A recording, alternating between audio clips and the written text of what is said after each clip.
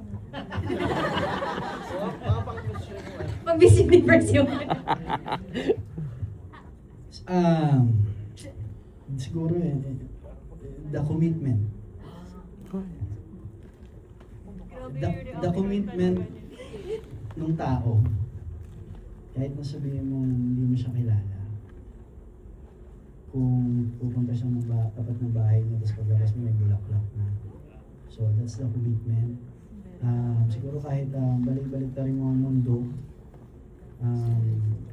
pangalan is pangalan, pero kung matapos man tong mundong to, syempre, di ba, kumbaga parang lahat mabuburay, pero may isa pag tinitignan ko siya sa malayo, the way she answered all the questions, the way she handled all the situations, sobrang kakaiba na sa dati. Mas may paninindigan sa salita dahil alam yung ginagawa.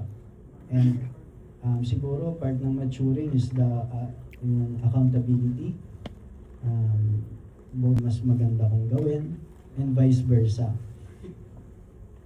At specific po, yung changes ni Francine naman, ngayon, syempre yung trust, yung friendship na nabuo, mas lumalim ba.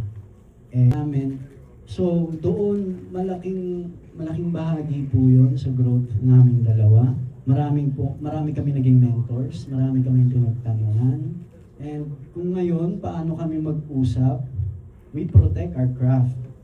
Ina-analyze po namin.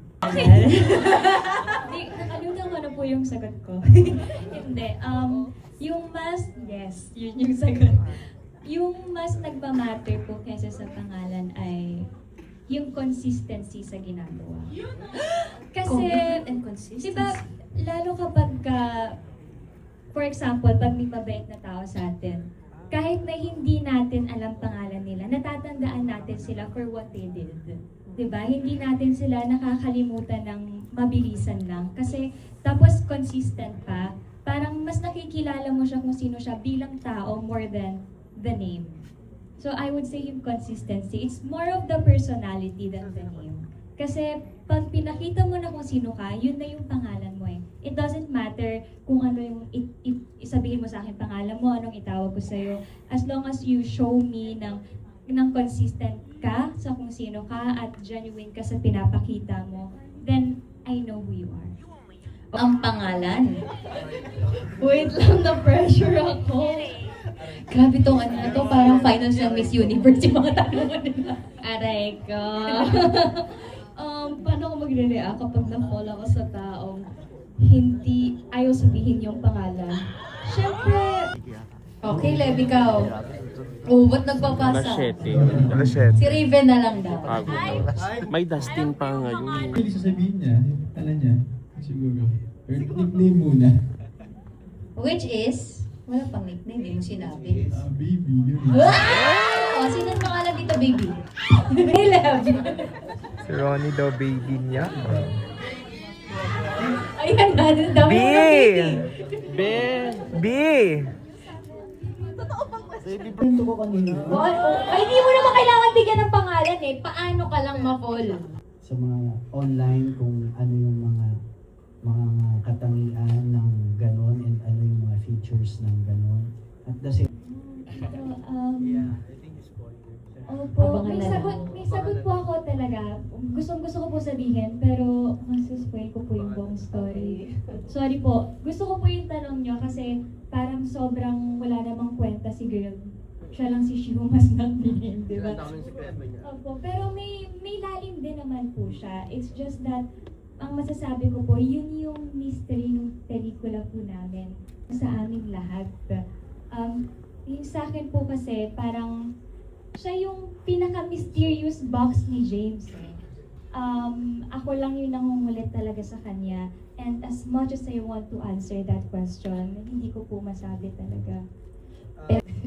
siguro ako po, kung anong proud ako sa character niya. Siguro para wala akong ma-spoil, Hirap, no? siguro minsan hindi natin alam na nasa atin yung key para yung taong yun is maliwanagan. So, minsan nasa sa atin yun. Para sa kaibigan natin. So, yun lang. Hindi naman siya spoiler. So, maliwanagan. O mas malalo ba akong masaktan? You So, are the parang light, ganon. ganon. So, mas lalo ko bang ma-realize na pagkakamali ko. So, maraming ganon eh. So, na-appreciate ko lang yung... Parang ito na yung story. Masuspoil, Ibibigay yung Bix. pangalan in real life? Ready Ready niya ipaibigay yung apelido in real life. In real life? Why Yung not? reaction niya. In real life o sa movie? Real life naman daw para iba. Pero, hindi, I would say, Pakis nga. to hear that from someone that you know for a very long time. Or siguro po yung since wait lang. Ayun na lang. Hindi po to hear that syempre parang bilang babae and ang rare kasi nun sa panahon ngayon parang sana naman hindi joke, no? Sana daw hindi joke eh. Papahiram yung apelido niya sa'yo. I mean, kasi hindi naman po forever na bata tayo. Darating yung panahon na at some point you have to settle down and choose a life, choose a person na Sana all pinili. all I'm saying is, I appreciate that. If that's for me, I don't know. Yun lang. Ayoko na magsalita. Bix. Okay. Huwag lang yung questions eh. Ang balik ni Bix, in connection to Jeffrey, Seth, nagjo-joke ka ba nung sinagot mo yung tanong ni Jeffrey? Pero sinabi mo yung kanina. Walang joke para may susulat ka. Ano kasi, syempre hindi ko babawin, hindi po ako magbabawi ng salita. Syempre, maganda naman yun, di ba, na sino bang may ayaw? Pero syempre, hindi lang naman ganun kadali-dali yun.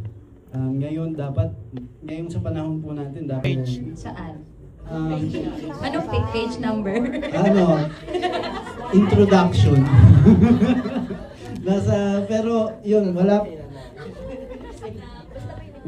Ako po, 23. Siya, 22. So, long way pa. Meron pa kaming mga dreams. Taray, Francine Fedelin. Sinuportahan talaga kita, Bix. Francine Fedelin. IF na So, ang F. pangalan niya, Francine Diaz. Paano? Hindi ko sinabi. Sabi nga naman nung OST, libre mahiba. Yeah, wala pa tayo sa ganung part. And siguro kung dadating tayo sa part na yun, ako po ang pinaka-excited sa lahat.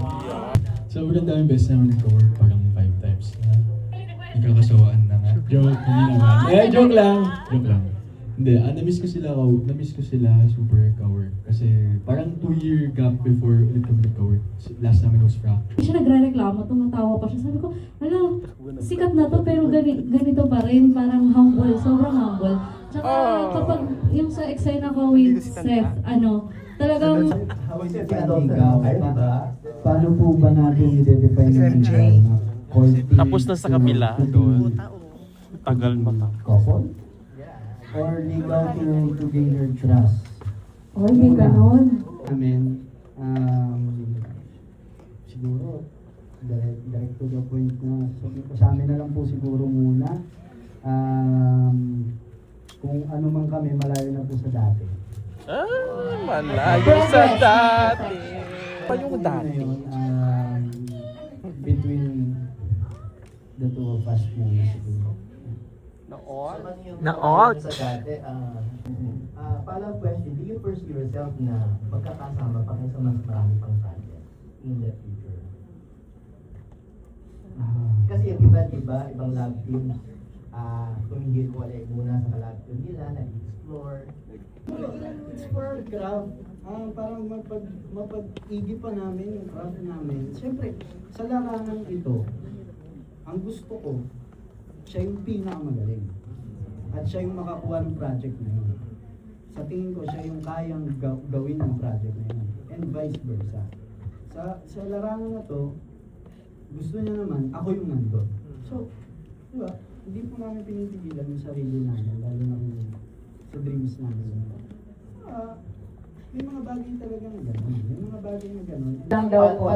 Follow Seth, ano? Kasi na-intriga ako doon sa sinabi mo kanina na willing kang pahiram ang pangalan mo kay Apelyido lang.